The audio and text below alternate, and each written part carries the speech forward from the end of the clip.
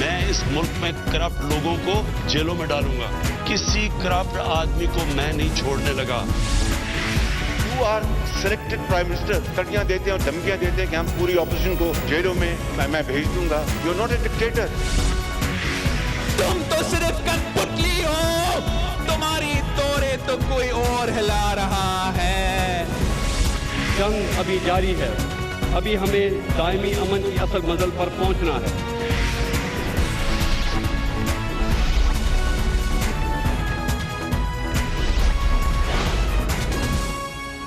अस्सलाम वालेकुम, मैं हूँ कामरान खान। नैब के हवाले से पहले एक तहरीरी फैसला आया था ख्वाजा साद रफ़ीक की ज़मानत के केस में। उसमें यकीनन 2 रुकनी बेंच जिसकी सरबराही जस्टिस मकबूल बाक़िर कर रहे थे, जिन्होंने वो तफसीली फ़ैसला भी लिखा था नैब की कारकर्दगी के हवाले से, नैब के इमेज के हवाले से और नैब की जो ओवरऑल इस वक्त कंडक्ट है उस हवाले से बहुत ही शदीद उसको नुकसान पहुंचा था, क्योंकि उसमें बहुत ही तफसील से नैब की कारकर्दगी को शदीद तनकीद का निशाना बनाया था 2 रुकनी बेंच के उस फैसले ने। लेकिन आज वाज़ेह तौर पर लगा कि सुप्रीम कोर्ट ऑफ पाकिस्तान की पाकिस्तान में एहतसाब के हवाले से जो बाबनाक चल रहे हैं, जो करप्शन के रेफरेंसेस चल रहे हैं, नैब ने जो रेफरेंसेस फाइल कर दिए हैं, मेगा करप्शन केसेस का मुस्तकबिल हो, जल्द अज जल्द सबात हो, जल्द अज जल्द फैसले हों। आज इस सिलसिले में एक बार फिर सुप्रीम कोर्ट ऑफ पाकिस्तान की 2 टोक राय सामने आई, जब चीफ जस्टिस ऑफ पाकिस्तान जनाब जस्टिस गुलजार अहमद ने वफाकी हुकूमत को अपने गुज़िश्ता हुक्म के हवाले से आज अहकामात जारी किए गए कि पाकिस्तान में नई एहतसाब अदालतों के क़याम के लिए फ़ौरी इक़दाम किए जाएँ। 120 नई एहतसाब अदालतें कायम करने के लिए वफाकी काबीना से मंजूरी ली जाए। दूसरी जानिब आज वफाकी हुकूमत की जानिब से भी सुप्रीम कोर्ट ऑफ पाकिस्तान को इन्फॉर्म किया गया कि उसके साबिक़ा हुक्म के हवाले से 120 एहतसाब अदालतें कायम करने के लिए फ़ाइनेंशियल एडमिनिस्ट्रेटिव काम शुरू कर दिया गया है और इसके लिए सालाना 2 अरब 80 करोड़ रुपए दरकार होंगे। इन 120 अदालतों को कायम करने के लिए सुप्रीम कोर्ट ऑफ पाकिस्तान ने कहा कि हुकूमत प्रोसीड करे, काबीना नई अदालतों के क़याम की मंजूरी दे। बहुत इंपॉर्टेंट आज डिक्लेरेशन थी सुप्रीम कोर्ट ऑफ पाकिस्तान की जानिब से इस केस की समाअत के दौरान। आज चीफ जस्टिस गुलजार अहमद ने 120 नई एहतसाब अदालतों के क़याम से मुताल्लिक़ सेक्रेटरी कानून को हिदायत की कि वफाकी काबीना से मंजूरी लेकर 1 माह में नैब अदालतों का इंफ्रास्ट्रक्चर और जजेस तैनाती का अमल शुरू किया जाए। वजारत कानून ने भी अपना जवाब सुप्रीम कोर्ट में जमा करा दिया है, जिसमें माली और कानूनी मुश्किलात का इजहार किया गया। अदालत को बताया गया कि नई एहतसाब अदालतों के क़याम के लिए सालाना 2 अरब 86 करोड़ रुपए दरकार होंगे। इस हवाले से चीफ जस्टिस गुलजार अहमद ने दौरान समाअत रिमार्क्स दिए कि नई अदालतों के क़याम में 2 अरब 86 करोड़ रुपए का मसला चूजे की खुराक के बराबर है। नैब मुकदमा जीते तो 1000 अरब से ज़ायद की रिकवरी हो सकती है। 2 अरब तो नैब के एक केस से ही निकल आएंगे। 20-20 साल से मुकदमात एहतसाब अदालतों में पड़े हैं। समाअत के दौरान प्रोसिक्यूटर जनरल ने कहा कि नैब प्रोसिक्यूटर्स की तनख्वाहें और मरात इंतहाई कम हैं। हुकूमत फंड्स नहीं देती, फंड्स मिले तो अच्छे प्रोसिक्यूटर्स भर्ती करेंगे। इस पर जस्टिस याहिया आफरीदी ने रिमार्क्स दिए कि फंड्स इंतज़ामी मामला है, इसमें अदालत कुछ नहीं कर सकती। जिस पर नैब प्रोसिक्यूटर ने कहा कि सब हमारे ही खिलाफ हैं, सिर्फ सुप्रीम कोर्ट से हौसला मिलता है। समाअत के दौरान चीफ जस्टिस गुलजार अहमद का कहना था नैब कच्चे पक्के केसेस बनाकर अदालतों को भेज देता है। नैब में तफ्तीश का मेयार जांचने के लिए कोई निज़ाम नहीं। क्या रेफरेंस दायर करने के बाद नैब अपनी गलतियां सुधारने की कोशिश करता है? गलतियों से भरपूर रेफरेंस पर अदालतों को फैसला करने में मुश्किलात होती हैं। चीफ जस्टिस ने कहा कि करप्शन मुकदमात के फैसलों में ताख़ीर का आगाज़ ही नैब ऑफिस से होता है। कानूनी पहलुओं का तफ्तीशी अफसरान को पता नहीं होता। एक ही गवाह काफ़ी होता है, लेकिन 50-50 लोगों को गवाह बना लिया जाता है। अदालत को कोई मुआवनत नहीं मिलती, हक़ाइक़ और लीगल पहलुओं का मालूम नहीं होता। तहक़ीक़ात सालों तक चलती रहती है। जिस पर प्रोसिक्यूटर नैब ने कहा कि तफ्तीशी अफसरान की न्यूयॉर्क और ब्रिटिश पुलिस से तरबियत करा रहे हैं। इन हालात में भी नैब 61% मुल्ज़मान को सुप्रीम कोर्ट ऑफ पाकिस्तान का हुक्म, सुप्रीम कोर्ट ऑफ पाकिस्तान की ख्वाहिश के नैब मुकदमात का जल्द अज जल्द फैसला हो, ये समाअत जल्द अज जल्द हो। नैब इस सिलसिले में मुस्तैदी से काम ले, अपनी कमज़ोरियों को दूर करे ताकि करप्शन के ये बड़े अहम केसेस जो हैं ये अपने मंतकी अंजाम को पहुँच सके। इसको हुकूमत पाकिस्तान कितनी संजीदगी से फॉलो कर रही है, नैब खुद इस सिलसिले में क्या कर रही है। मगर इम्पॉर्टेंट बात यह है कि सुप्रीम कोर्ट ऑफ पाकिस्तान की भरपूर तरजीह शामिल है, अब भी शामिल है कि जो नैब रेफरेंसेस 2026 नैब रेफरेंसेस इस अदालतों में ज़ेर समात हैं, इनका भरपूर फैसला हो ताकि पाकिस्तान में करप्शन की बेखनी के लिए बहुत इंपॉर्टेंट डेवलपमेंट हो जाए। इस हवाले से आज सुप्रीम कोर्ट ऑफ पाकिस्तान ने कहा कि सैकड़ों अरब रुपए नैब रिकवर कर सकती है अगर इन मुकदमात का सही अंजाम हो। इस पूरी सूरत हाल पर बात करने के लिए हमने दावत दी। हमारे साथ मौजूद हैं इस्लामाबाद में दुनिया न्यूज़ के ब्यूरो चीफ और सीनियर सहाफ़ी खबर घुमन साहब, ये बताइएगा कि सुप्रीम कोर्ट का हुक्म आ गया, आज हुकूमत की जानिब से एक उमूमी किस्म का जवाब भी दाखिल करा दिया गया। सुप्रीम कोर्ट को बताया गया कि इसकी कॉस्ट क्या है। आज चीफ जस्टिस साहब ने कहा कि अब आप इसको अप्रूव कराएं कैबिनेट से और इस पर काम शुरू करें। कितनी संजीदा है हुकूमत अंदरूनी तौर पर और इस चीज़ को किस अंदाज से लेके आगे बढ़ा जा रहा है और कितनी हम इसमें ठोस पेशरफ्त देखेंगे? खान साहब, एक तो आपकी ऑब्जर्वेशन बिल्कुल ठीक है कि आज सुप्रीम कोर्ट के इस ऑर्डर के बाद कि जी अदालतें कायम हों 120 नई और उसके लिए हुकूमत काम करे। जो एक बयानिया बिल्ड करने की कोशिश की जा रही थी कि नैब को ख़त्म कर दिया जाए और चूँकि नैब गैर कानूनी गैर आइनी इदारा जिस तरह कल बिलावल भुट्टो जरदारी साहब और बाकी अपोजिशन लीडरान ने कहा, वो तो मेरे ख्याल में चीज़ ख़त्म हो गई। बाकी आज हमारी अरबाब इख्तियार से बात हुई है और ख़ास तौर पर लॉ डिवीज़न के अंदर जो लोग बैठे हुए हैं इस हवाले से जो काम कर रहे हैं, जो मामला है वो काफ़ी पेचीदा है। मसला ये है खान साहब, वो ये कि बहुत कम लोगों को इस बात का इल्म है कि जब 1997 के अंदर एहतसाब अदालतें बनी थी, उस वक्त ओरिजिनली आइडिया यही था कि इन अदालतों को जो हाई कोर्ट जज जो हैं वो हेड किया करेंगे और बाद में आहिस्ता आहिस्ता फिर उसमें चेंजेस हुई, लोअर जुडिशरी के जजेस को भी उसके अंदर इंडक्ट कर लिया गया। अब जो काम हो रहा है जिन लाइंस के ऊपर, एक तो ये है कि जो जजेस साहिबान हैं जिनको आपने इंडक्ट करना है इन नई अदालतों में, एक तो उनकी कैपेसिटी हो, वो जो ये जो इस तरह कोई फाइनेंशियल क्राइम्स हैं उस हवाले से उनको पता हो, ताकि जब उनके सामने जो भारी भरकम फ़ीस लेने वाले वकला पेश हों तो उनका वो मुकाबला कर सकें। फिल वक्त ये हो रहा है कि जब सामने अच्छे वकला पेश होते हैं, चूँकि ये लोअर जुडिशरी के जजेस साहिबान होते हैं और वो उनके सामने फिर वो थोड़े से दबक भी जाते हैं, उनके पास उस तरह का आर्गूमेंट नहीं होता, वो सवालों जवाब वो नहीं कर सकते। तो लॉ डिवीज़न से लोगों ने हमें ये बताया है कि कोशिश ये की जा रही है कि जो कम्प्रीहेंसिव पैकेज की तैयारी है कि हम मार्केट से भी, ओपन मार्केट से वो लायर साहिबान जो ऑलरेडी इस फाइनेंशियल क्राइम्स के अंदर काम करें उनको मार्केट से हम इंडक्ट कर सकें। साथ साथ में जो प्रोसिक्यूटर्स हैं नैब के, उनकी कैपेसिटी बिल्डिंग के लिए जो अच्छे खासी जो लेवल पे आपको काम करने की ज़रूरत है, ताकि जो जब इनकी प्रोसिक्यूशन हो, जो भी रेफरेंसेस बने हुए हैं एक्यूज़ की, तो बिल्कुल अच्छे तरीके से हो। जब केस रेफरेंस की शक्ल में जज के सामने चला जाए तो उसके पास जो है जो उसको फैसला करने में काफ़ी बड़ा एक तरह से हम कहें, एक जानिब तो इंतहाई शदीद तशवीश सुप्रीम कोर्ट ऑफ पाकिस्तान की, बड़ी जायज़ और बड़ी कौमी अहमियत की तशवीश कि ये मुकदमात आगे ही नहीं बढ़ रहे। और पिछले समाअत के दौरान तो चीफ जस्टिस साहब ने वजह फरमाया था कि एक सदी लग जाएगी ये 20 से 26 मुकदमात निमटने की। और ज़ाहिर है कि इसकी सबसे बड़ी गवाही ये है कि पिछले एक साल के दौरान जो बड़ी अरखरेज़ी के बाद नैब ने कोई 11-12 रेफरेंसेस दायर किए जो पाकिस्तान की तमाम बड़ी अहम सियासी शख्सियात के हवाले से, अब ख़ास तौर पर fake bank account money laundering case में, उसकी फ़र्द जुर्म भी आज तक आयद नहीं हो सकी है एक साल के अंदर, यानी कि इंडाइटमेंट भी नहीं हो सकी है। कितनी तशवीश है खुद वजारत कानून में, नैब में इस हवाले से।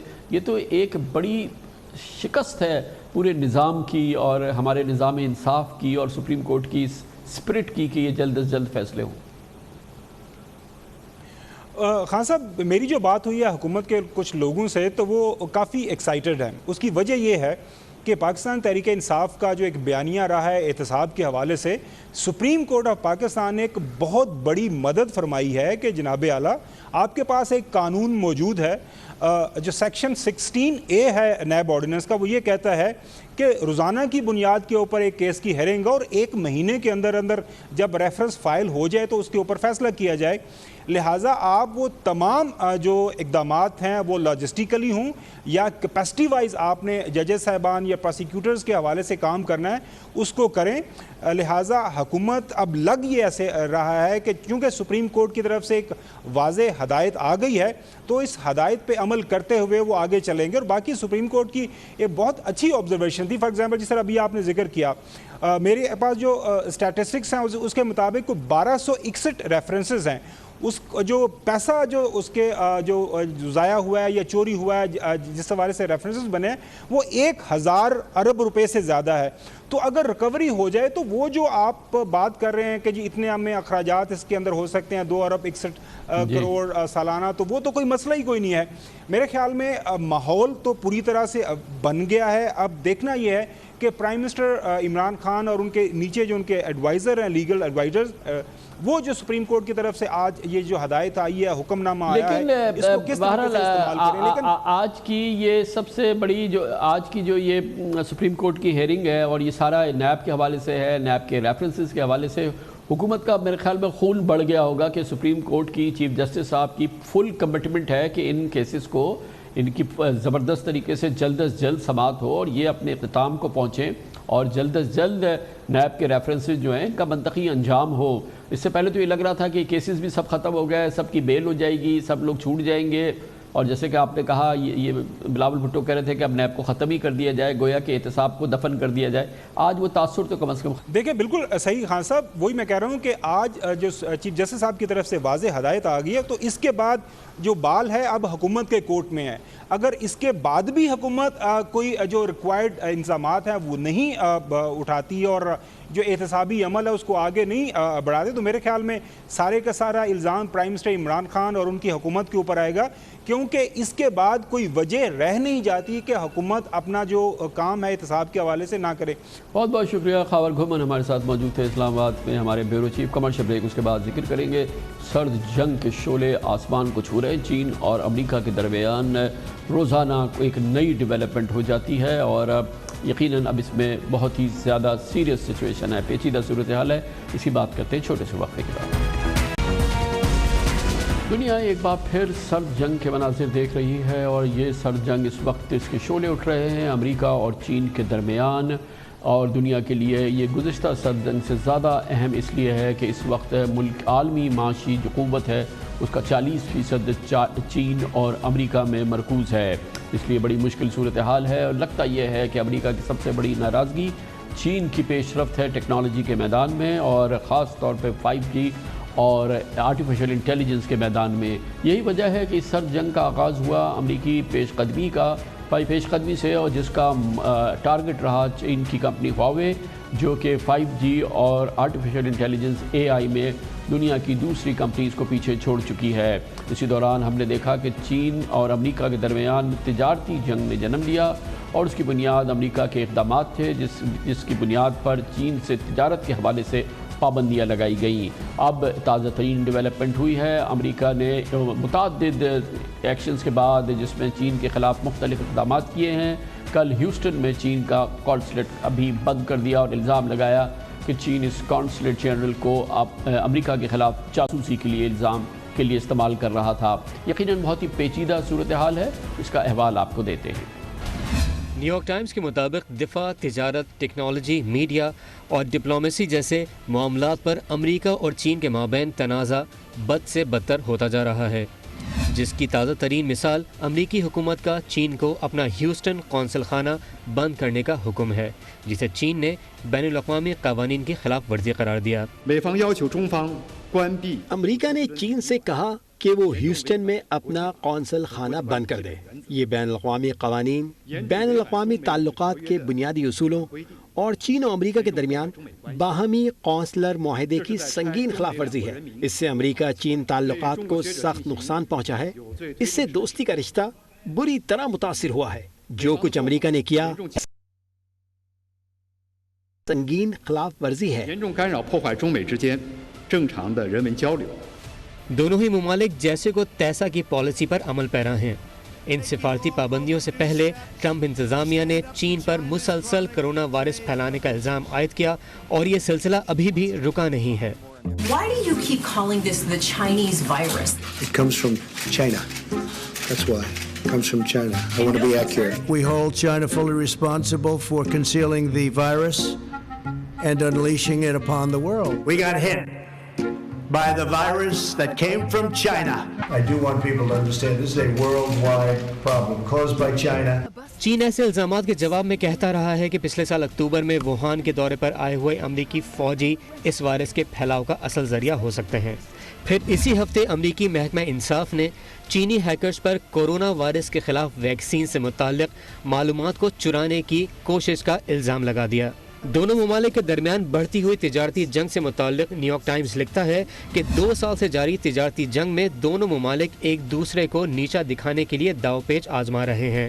امریکہ نے چینی مصنوعات پر ٹیکس اور ڈیوٹیز عائد کی تو جواباً چین نے امریکی مصنوعات کے ساتھ بھی یہی سلوک کیا۔ ٹرمپ ایڈمنسٹریشن نے سخت ترین رویے کا مظاہرہ کرتے ہوئے G5 موبائل ٹیکنالوجی میں دنیا کی ایڈوانس ترین چینی کمپنی ہواوے کو بلیک لسٹ کر دیا۔ No administration has been tougher on China than this administration. We imposed historic tariffs. We confronted untrustworthy Chinese technology and telecom providers. We convinced many countries, and I did this myself for the most part, not to use Huawei. I talked many countries out of using it.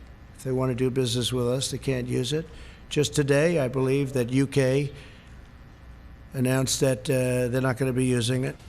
حال ہی میں برطانیہ نے بھی Huawei کے 5G net work پر پابندی کا اعلان کیا۔ دوسری جانب امریکی وزیر خارجہ مائک پومپیو نے ہندوستان کو اپنا دوست گردانتے ہوئے مشورہ دیا کہ وہ ٹیلی کمیونیکیشن اور صحت کے شعبے میں چین پر اپنا انحصار کم کر لے۔ The United States desires a new age of ambition in our relationship. India has a chance to attract global supply chains away from China and reduce its reliance on Chinese companies in areas like telecommunications, medical supplies. بہت ہی دلچسپ مگر پیچیدہ عالمی سیاست کی صورتحال پہ بات کرنے کے لیے ہم امریکہ جائیں گے، جہاں پہ نامور باسٹن یونیورسٹی میں عالمی سیاسیات کے پروفیسر عادل نجم ہمارے ساتھ موجود ہیں۔ بہت بہت شکریہ عادل نجم صاحب۔ یہ تو اعلان جنگ ہے، چاہے سرد جنگ ہو، لیکن امریکہ کی جانب سے مسلسل 3-4 مہینے سے 6 مہینے سے جو اقدامات کیے جا رہے ہیں اس میں کوئی کمی نہیں آ رہی، اور ظاہر ہے کہ پھر چین بھی اس کا جواب دے رہا ہے۔ دنیا ایک بھرپور سرد جنگ دیکھ رہی ہے۔ یقیناً سرد جنگ تو میرے خیال میں کچھ عرصے سے ہے، اب جو ہلکی آنچ پہ تھا وہ اونچی آنچ پہ آ گیا ہے، and the gloves are off جیسے انگریزی میں کہتے ہیں، دستانے اب جو ہے وہ امریکہ نے تو پہلے ہی ڈونلڈ ٹرمپ نے پچھلے کئی مہینوں سے سال سے ہواوی کے کیس میں خصوصاً گلوز آر آف، لیکن اب ہمیں چین سے بھی نظر آتا ہے کہ وہ جو ان کی پہلی ایک پالیسی تھی کہ خاموش رہو، اچھا جانے دو، وہ تبدیل ہو گئی ہے، اور ہمیں ایک زیادہ ایک اگریسو پوسچر نظر آتا ہے چین کی طرف سے۔ اور یقیناً جو ہیوسٹن میں ہوا کانسلیٹ کے ساتھ، اس کا بھی اب امکان یہ ہے کہ آپ کو ٹیٹ فار ٹیٹ جو ہے جوابی کارروائی نظر آئے گی چین سے۔ تو یقیناً میرے خیال میں یہ یقیناً امریکہ اور چین کے لیے، لیکن باقی دنیا کے لیے بھی تب آپ سیٹ بیلٹ باندھ دیں، کیونکہ یہ رولر کوسٹر جو ہے اب یہ چلے گا کئی سالوں۔ ایک میں گزارش کرتا جاؤں یہاں کہ یہ سوچا جا سکتا ہے کہ جناب ڈونلڈ ٹرمپ جو ہیں وہ خاص قسم کے صدر ہیں، اس لیے انہوں نے جو ہے پنگا لے لیا، انہوں نے ٹویٹر کے ذریعے دوسرے ذریعے جو ہے اس کو بڑھاوا دے دیا، یقیناً بڑھاوا دیا، لیکن چین اور امریکہ کا جو تعلق ہے وہ صرف ڈونلڈ ٹرمپ کا نہیں ہے، وہ اور یہ جو کشیدگی ہے یہ صرف ڈونلڈ ٹرمپ کی نہیں ہے، یہ ڈونلڈ ٹرمپ پریزیڈنٹ نہ بھی ہوتے تو ہوتی، اور جب اگر وہ نہ بھی ہوں گے کل، بلکہ خیال یہ کیا جا رہا ہے عادل نجم صاحب کہ اب اس اگر ڈونلڈ ٹرمپ یا ریپبلکنز الیکشن ہار بھی جاتے ہیں تو ڈیموکریٹک جو نیا سیٹ اپ ہوگا وہ تو شاید اس سے بھی زیادہ سخت رویہ ہو، کیونکہ دراصل یہ سرد جنگ جو ہے یہ امریکی اسٹیبلشمنٹ کی چین کے ساتھ جنگ ہے، اور یقیناً اگر جو بائیڈن پریزیڈنٹ بنتے ہیں تو اس میں تو مزید شدت آئے گی، اور شاید اس کی تیاریاں بھی اسٹیبلشمنٹ نے پوری قوت سے شروع بھی کر دی ہیں۔ شدت آئے نہ آئے لیکن کم نہیں ہوگی، اور لیکن اس کا طریقہ واردات بدل جائے گا، کیونکہ ڈونلڈ ٹرمپ کا طریقہ واردات فرق ہے۔ لیکن جیسے آپ نے بالکل درست کہا، دیکھیں ایک جو ہے ایک اسٹیبلش پاور ہے، اور پچھلے کو 20 سال سے تو اس کو یہ بھی خبت ہے کہ ہم واحد پاور ہیں، کیونکہ اس سے پہلے تو کولڈ وار میں ایک بیلنس بھی تھا نا، اور ایک جو ہے وہ ابھرتی ہوئی پاور ہے۔ تو آپ 5000 سال کی تاریخ دیکھ سکتے ہیں کہ جب بھی ایسا ہوگا کہ ابھرتی ہوئی پاور آئے گی تو جو اسٹیبلش پاور ہوگی وہ بیٹھ کے اس کا انتظار تو نہیں کرے گی۔ اب تک یہ تھا کہ چین جو تھا میرے خیال میں اس کی کوشش یہ تھی یا اس کی پریفرنس یہی ہوتی کہ جتنی میں آگے بڑھ سکتا ہوں بیفور کانفلکٹ بگنس میں بڑھ سکوں، لیکن کچھ ڈونلڈ ٹرمپ نے اور کچھ کووڈ نے یہ کیا، سپلائی چین کے حوالے سے اور اکنامکس کے حوالے سے، ان دونوں چیزوں نے یہ کیا کہ جو چیز ایک خاص نہج پہ جاری تھی اس کو ہم نے ایگزیجریٹ ہوتے ہوئے دیکھ لیا، اور یقیناً ہم وہ اس کو ایگزیجریٹ ہوتے ہوئے دیکھیں گے، اور یقیناً ہمارے اپنے خطے میں ہم آلریڈی دیکھ رہے ہیں بھارت اور چین کے جو تعلقات ہیں، یا جو چار بہار کا جو فیصلہ آیا، یا جو افغانستان میں ہم دیکھ رہے ہیں، تو یہ جو اس کا جو سایہ ہے یہ تمام دنیا پہ پڑے گا اور ہم پہ خصوصاً پڑے گا.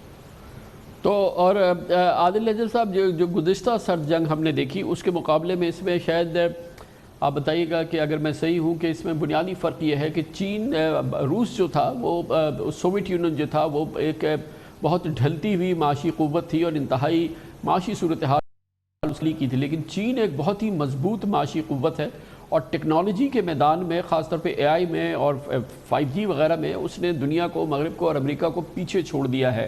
ہر لحاظ سے جو چین کا لیوریج ہے کافی مضبوط ہے سوویت یونین کے مقابلے میں. تو یہ وہ جنگ نہیں ہے جو کہ امریکہ بآسانی زیر کر لے جس میں چین کو. جی، اور ہر جنگ مختلف ہوتی ہے اور یقیناً جو آپ نے پہلو دیے وہ بھی اور دوسرے بھی کئی چیزیں مختلف ہیں. دیکھیں، ایک تو یہ کہ جس کو ہم پہلے سرد جنگ کہتے تھے سوویت یونین اور امریکہ کی، وہ شروع ہوئی ہے ایک ورلڈ وار کے بعد. یہ والی، اور جب بہت بڑی جنگ کے بعد کوئی چیز شروع ہوتی ہے تو دونوں ممالک کے جو ہوتے ہیں محرک وہ بڑے فرق ہوتے ہیں، اور یہ اس میں نہیں شروع ہوئی. یہ جگہ جو ہے اس کا جو آغاز بھی ہوا اور اس کا جو ارتقا بھی ہوا وہ گلوبلائزیشن کے دور میں ہوا اور اکنامک پراسپیرٹی اور ٹیکنالوجیکل پراسپیرٹی کے دور میں ہوا. جیسے کہ آپ نے کہا کہ یہ تکنیکی اور اقتصادی جو پہلو ہیں وہ اس میں ایک بہت بڑا رول پلے کرتے ہیں. ان اے وے تو یہ جنگ، اگر آپ اس کو جنگ ہی کہیں تو یہ تکنیکی ہے. اور اسی لیے آپ دیکھیں کہ نہ صرف یہ کانسلیٹ کی باتیں ہیں، پچھلے کئی ہفتوں سے جو اصلی محاذ ایک اور کھلا ہوا ہے وہ ایجوکیشن کا ہے، وہ یونیورسٹیز میں ویزے کا ہے، وہ امریکن یونیورسٹی سے چینی جو ریسرچرز ہیں ان پہ ایک احتساب کا ہے. اور اسی طرح ہم چین میں بھی دیکھیں تو ایک اس کا تکنیکی پہلو ہے، دوسرا اس کا اکنامک پہلو بھی بڑا مختلف ہے. پچھلی سرد جنگ اگر آپ کہیں جو سوویت یونین کی تھی، اس میں اسفیئر آف انفلوئنس جو ہمارے جو علاقے تھے چودھری کے، ہر چودھری کے، وہ سیاسی طور پہ ہوتے تھے، رائٹ، کہ یہ ملک جو ہے میرے ساتھ ہے، وہ ملک میرے ساتھ ہے، اس کو میں امداد دوں گا، اس کو وہ امداد دے گا. تو امداد کی اور پولیٹیکل اسپیس کی بات ہوتی تھی. یہاں جو ہے وہ اکنامک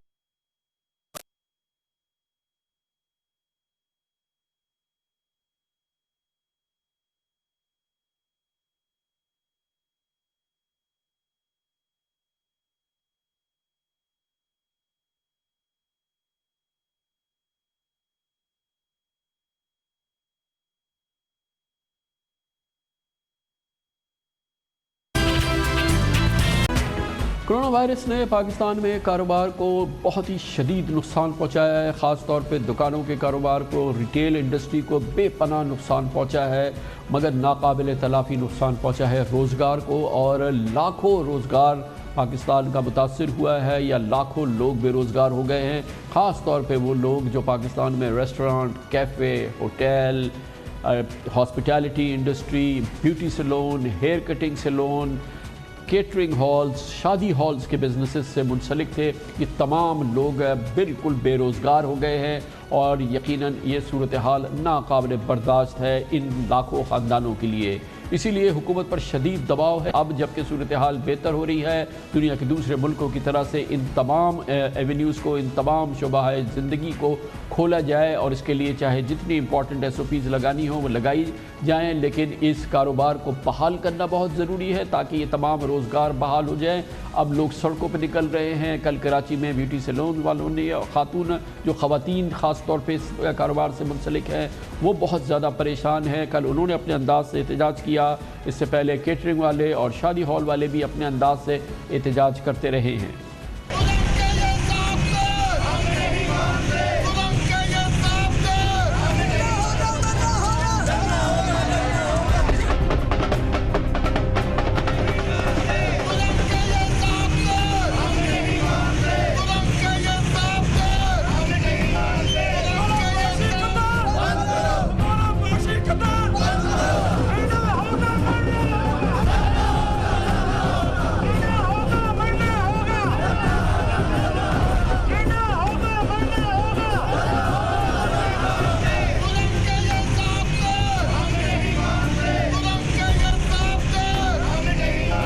سب سے زیادہ متاثر، جیسے میں نے آپ کو بتایا، dining facilities, restaurants, cafe, beauty salons, hair cutting salon کے لوگ سب سے زیادہ متاثر ہوئے ہیں.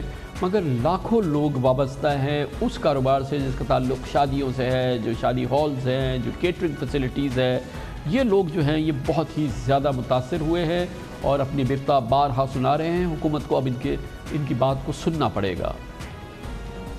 मेरी महीने की आमदन जो है वो ख़त्म हो चुकी है, मेरे बच्चे जो हैं वो उनके पास खाने को नहीं है, तो हम क्या करें यहाँ पर? सब चीज़ खुल गई, एक स्कूल और एक हॉल ही बंद है, बच्चों की पढ़ाई भी खराब हो रही है और हमारे काम भी खराब हो रहे हैं। 4 महीने हो गए हम बेरोजगार हैं, बच्चों की भूख बर्दाश्त नहीं होगी। हमारे मजदूरों को खाने के लिए भी नहीं है, वो खाने के लिए भी मजबूर है, उनके यहाँ लोग फाका कशी का शिकार है। मेरे जो कारीगर भूखे मर गए, कोई काम नहीं, कोई कारोबार नहीं, हम सफेद पोश लोग हैं, मांग नहीं सकते। सारे कारोबार खोल दिए, हमारे कारोबार को भी जो है वो खोला जाए SOPs के साथ। किराए के मकान में रहते हैं, घर में खाने के पैसे नहीं है, बिजली के बिल देने के पैसे नहीं है, घर का किराया हम कहाँ से दें? हम बहुत परेशान हैं पिछले 3 महीनों से, क्योंकि बहुत से गरीबों का रोजी रोजगार इसी काम से चलता था, जो कि अब बंद हो चुका है। हम लोग बिल्कुल फाका कशी पे आ गए। 4-4 महीने का हमने रेंट दिया है अपने ऑफिस का। खुदा का वास्ता ये इनके बारे में सोचो कुछ। केटरिंग, डाइनिंग इंडस्ट्री और रेस्टोरेंट्स वगैरह के लोग तो पूरे पाकिस्तान में मुतासर हुए हैं, लेकिन KP में और पंजाब में hair cutting saloons, beauty saloons वगैरह खुल गए थे अब से चंद हफ्ते कबल, लेकिन कराची में अब भी इस पर बहुत ही सख्त पाबंदी है, जिसकी वजह से हज़ारों ख़वातीन, हज़ारों ख़ानदान बुरी तरह से मुतासर हो रहे हैं। और एक बार फिर कराची में जो माशी अफताद है वो पाकिस्तान के दूसरे इलाकों से कहीं ज़्यादा है। इसीलिए ब्यूटी सैलून्स और हेयर कटिंग सैलून्स के लोग अब सड़कों पर निकले हैं। ख़ास तौर पे ये कराची का मामला है, क्योंकि ये जो शोबा है ये पंजाब और KP में खुल चुका है।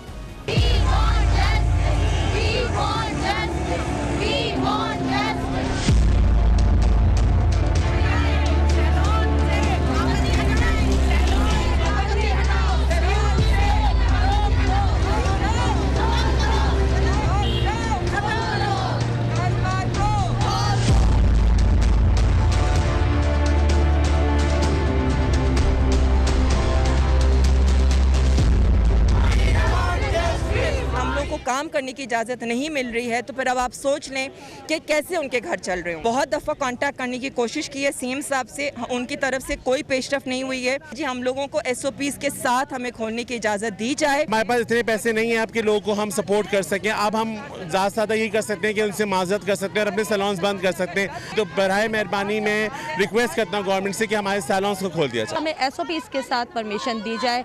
कहीं पार्लर खुले हैं, कहीं पार्लर बंद है। हम लोग चोरी काम नहीं करना चाहते, हम लोग जो है ईमानदारी के उफ्ताद है जिसका शिकार है ये लाखों ख़ानदान, और ख़ास तौर पर रेस्टोरेंट्स और डाइनिंग और शादी और केटरिंग फैसिलिटी से मुंसलिक लोग। हुकूमत पंजाब इस पर तवज्जो दे रही है और एक बार फिर हुकूमत पंजाब इस सिलसिले में इनिशिएटिव ले रही है, और लग ये रहा है कि हुकूमत पंजाब ईद उल अज़हा के बाद इस सिलसिले में कोई पॉजिटिव इक़दाम करना चाहती है। इसकी मज़ीद तफसीलात हासिल करेंगे। हमें लाहौर से ज्वाइन कर रहे हैं हुकूमत पंजाब के वज़ीर इंडस्ट्रीज़ एंड कॉमर्स जनाब मियाँ असलम इकबाल। बहुत बहुत शुक्रिया मियाँ साहब, आपने हमें ज्वाइन किया है। ये ख़बरें तो ईद के बाद भी, ईद से पहले भी आई थी कि शायद पंजाब में अब SOPs के साथ आप रेस्टोरेंट्स खोलेंगे, लेकिन वो तो ना खुले। लेकिन अब क्या इस सिलसिले में कोई फ़ैसला हो गया है, और क्या इस सिलसिले में आप अपडेट दे सकते हैं हमें? बिस्मिल्लाहिर्रहमानिर्रहीम। कामरान भाई बहुत शुक्रिया आपका। अभी आपने बड़ी डिटेल के साथ वो तमाम नेगेटिव लिस्ट, पॉजिटिव और नेगेटिव लिस्ट स्पेशली यहाँ पर बयान किया जो हाई रिस्क है, जिसको चारों सूबों और दोनों इकाइयों की मशावरत के बाद उसको बंद किया गया था। स्पेशली उसमें तिबी माहिरीन की जो उसमें आरा थी उनको मद्देनज़र रखते हुए वो इंडस्ट्री जो कि हाई रिस्क की इंडस्ट्री थी उसको बंद किया गया था।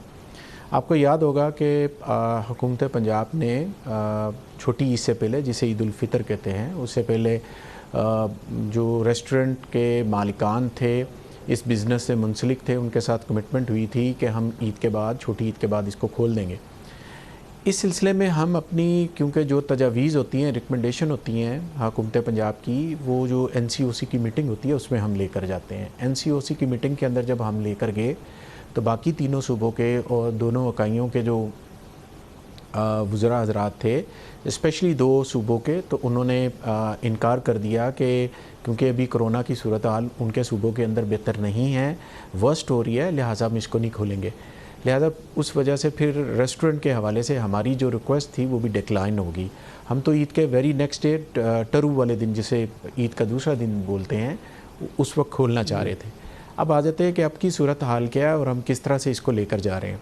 अभी भी اچھا ایک اور میں اپڈیٹ آپ کو کرتا چلوں کہ جو ہماری مری کے جو ہل اسٹیشن ہیں وہاں پہ جو ہوٹلز ہیں وہ بھی ہم کھول رہے تھے، اور اس سلسلے میں جب NCC کی میٹنگ ہوئی اور اس میٹنگ کے اندر بھی ہم نے اپنے کیس کو پریزنٹ کیا، لیکن اس وقت گلیات نے KPK نے اور GB نے کہا کہ ہم اس کو ابھی نہیں کھولنا چاہتے، لہٰذا وہاں پر بھی ہماری جو ہل اسٹیشن کے ہوٹلز اور ریسٹورنٹ کھولنے کی ریکویسٹ تھی وہ پھر ڈکلائن ہو گئی۔ ہم تو بڑے پازیٹیو انداز میں جس طرح وزیر اعلیٰ پنجاب ہمیں ڈائریکشن دیتے ہیں، ہم بیٹھ کے میٹنگ کرتے ہیں، جو ہمارے طبی ماہرین ہیں ان کے ساتھ اور معاشی ماہرین ہیں ان کے ساتھ جو ہماری ٹیم بنی ہوئی ہے، جو کہ ہمیں کابینہ کی جو سب کمیٹی ہے کرونا کے اوپر، اس کے اندر جب بھی ہماری میٹنگ ہوتی ہے اس کے اندر وہ ہمیں کیسز کے حوالے سے بھی اپڈیٹ کرتے ہیں، اس کے مطابق ہم پھر فیصلہ بھی لیتے ہیں۔ یہ فیصلہ یہ نہیں ہوتا کہ کسی سیکٹر کی طرف سے اگر کوئی پریشر آیا تو ہم اس پریشر کو نہیں لے سکتے یا ادروائز نہیں کر سکتے، ہمیں یہ بالکل اندازہ ہے۔ اب کیا کرنٹ سچویشن کیا ہے NCOC میں، اب کیا پرسیپشن ہے؟ کیونکہ ظاہر ہے آفٹر آل یہ لاکھوں خاندانوں کے روزگاروں کا معاملہ ہے، یہ تو بیچارے لوگ تڑپ رہے ہیں بری طرح سے، جو ریسٹورنٹ سے، ڈائننگ انڈسٹری سے، شادی ہالوں سے، کیٹرنگ انڈسٹری سے لوگ منسلک ہیں، یہ تو خاندان تڑپ رہے ہیں بیچارے۔ سر میں آپ کی بات سے بالکل ایگری کرتا ہوں، لوگ اس وقت اسپیشلی جو ہائی رسک ایریا کی انڈسٹری ساری بند ہے وہ اس وقت بہت زیادہ مشکلات میں چلے گئے، اور ہم سمجھتے ہیں کہ شاید اب ان کے پاس اگلے وقت کی روٹی بھی نہیں ہے۔ میں ایک سیاسی آدمی ہوں اور گلی محلے کے اندر جا کر جب ہم پولیٹکس کرتے ہیں، لوگوں سے ملتے ہیں، اٹھتے ہیں، بیٹھتے ہیں، لوگوں کے معاشی معاملات کو دیکھتے ہیں تو اس وقت وہ پرابلمز میں ہیں۔ اسی چیز کو مد نظر رکھتے ہوئے ہم نے حکومت پنجاب نے فیصلہ کیا ہے کہ عید کے فوراً بعد ریسٹورنٹ کے حوالے سے اور شادی ہال کے حوالے سے فیڈرل گورنمنٹ کے ساتھ جو NCOC کی میٹنگ ہے اس کے اندر پھر ایک دفعہ اپنے کیس کو پلیٹ کریں گے اور ان سے ریکویسٹ کریں گے کہ صوبے کے اندر اب کووڈ کی صورتحال جو آج سے 2-3-4 ماہ پہلے تھی اس سے اب بہت بہتر ہے۔ کیا آپ SOP سے کیا آپ بتائیں نا کہ آپ نے ریکمنڈیشنز کیا بنائی ہیں؟ آفٹر آل آپ کو کنونس کرنا ہے نا NCOC کو کہ یہ جو آپ انیشیٹو لے رہے ہیں اس سے خدا نخواستہ جو کووڈ کی سچویشن ہے وہ خراب نہیں ہو جائے گی، اس میں کوئی برائی نہیں ہوگی۔ آف کورس اس کی بڑی شدید معاشی ضرورت ہے، کاروباری ضرورت ہے، لوگوں کے سروائیول کا معاملہ ہے، لیکن ایٹ دا سیم ٹائم ہم وہ رسک تو نہیں لے سکتے نا کہ جس سے پھیل جائے، اور ظاہر ہے کہ ریسٹورینٹ میں تو بہت سخت رش ہوتا ہے، تو وہ اس کے لیے کیا حل نکالا ہے آپ نے؟ میں اس میں عرض یہ کرنا چاہ رہا ہوں کہ جو ریسٹورنٹ ایسوسی ایشن ہے ان کے ساتھ بھی میری پرسنل میٹنگ ہوئی ہے، میں نے ان کے ساتھ 2 میٹنگز کی ہیں۔ اس طرح شادی ہال کی جو ایسوسی ایشن ہے ان کے ساتھ بیٹھ کر SOPs کے حوالے سے بات چیت کی ہے، اور اس SOPs کے اندر طے پایا ہے کہ شادی ہال کے اندر جو بھی شادی ہال ہے ان کے لیے کہ کس طرح سے ہم نے اپنے کاروباری زندگی کو بھی چلانا اور SOPs کو بھی اڈاپٹ کرنا۔ وہ SOPs کے ہیں، وہ SOPs یہ ہیں کہ اگر کسی ڈائننگ ہال کی کیپیسٹی جو ہے اگر فرض کریں کہ وہ 100 کیپیسٹی بیٹھنے کی ہے تو ہم اس کو 50 کر دیں گے اور وقت کے ساتھ اس کو بڑھائیں گے، اس وقت تک ان تمام SOPs کو جو ہے اس پہ عمل کیا جائے گا۔ اس کی سٹنگ جو اس کے ہال کے اندر بیٹھنے کی گنجائش ہے اس کو 50% کر دیا جائے، اور جو اوپن ایریاز ہے اس کو کم از کم 75% پہ کر دیا جائے، کیونکہ اوپن ایریا کے اندر جو انفیکشن اور دوسرے معاملے ہوتے ہیں وہ اتنے زیادہ نہیں ہو سکتے، لیکن کیونکہ کمرے کے اندر اور ایک ہال کے اندر زیادہ ہو جاتے ہیں۔ یہ ویڈنگ ہالز کے لیے بھی کہہ رہے ہیں آپ، ریسٹورنٹس اور کیفیز کے لیے بھی یہ بات کہہ رہے ہیں؟ ریسٹورنٹ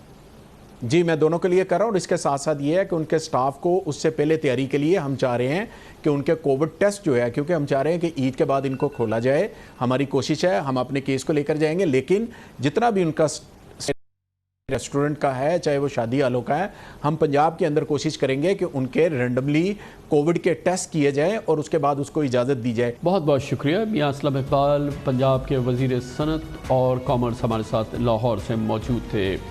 کمرشل بریک، اس کے بعد ذکر کریں گے FATF بھولے نہیں ہیں، بہت امپورٹنٹ پاکستان کی اوبلیگیشنز ہیں، ہم نے ذمہ داری اٹھائی ہے، پوری دنیا ہمیں دیکھ رہی ہے، کووڈ کی وجہ سے 5 ماہ کی چھٹی ملی، لیکن اب اکتوبر میں ہمیں اپنی پیش رفت دینی ہے، بہت سخت ہمیں اینٹی منی لانڈرنگ کے قانون بنانے ہیں، ٹیرر فائنینسنگ، دہشت گردی کی فائنینسنگ نہ ہو پائے، اس کے لیے بھی ہمیں لسٹ ہے ہمارے پاس موجود ہے جو کہ ہمیں پوری کرنی ہے۔ قوانین کے حوالے سے حکومت نے کچھ پیش رفت بھی کی ہے، FATF کی تازہ ترین صورتحال اور حکومت کی تیاری ہم پوچھیں گے۔ ہمارے ساتھ موجود ہوں گے وفاقی وزیر اطلاعات و نشریات جناب شبلی فراز، ایک چھوٹے سے وقفے کے بعد۔ منی لانڈرنگ اور ٹیرر فائنینسنگ کے حوالے سے بہت ہی ٹھوس اقدامات اٹھانے کے باوجود یہ بات بھی اپنی جگہ مسلم ہے اور قائم ہے کہ Pakistan F A T F کی گرے لسٹ میں شامل ہے، اب بھی شامل ہے۔ یہ ایف اے ٹی ایف کی گرے لسٹ میں پاکستان کو سن 2018 میں جب پاکستان مسلم لیگ نون کی حکومت تھی شامل کیا گیا تھا۔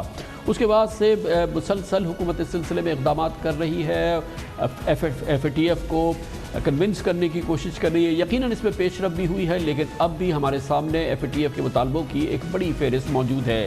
ایف اے ٹی ایف کا اجلاس پچھلے مہینے بیجنگ میں ہونا تھا، لیکن کرونا کی صورتحال کی وجہ سے یہ 5 مہینے کے لیے مؤخر کر دیا گیا۔ اب اکتوبر میں پیرس میں یہ اجلاس ہوگا، جہاں پہ پاکستان کو 27 نکاتی ایکشن پلان جو کہ ایف اے ٹی ایف نے پاکستان کے حوالے کیا تھا، ایف اے ٹی ایف کی تسلی کرانی ہے۔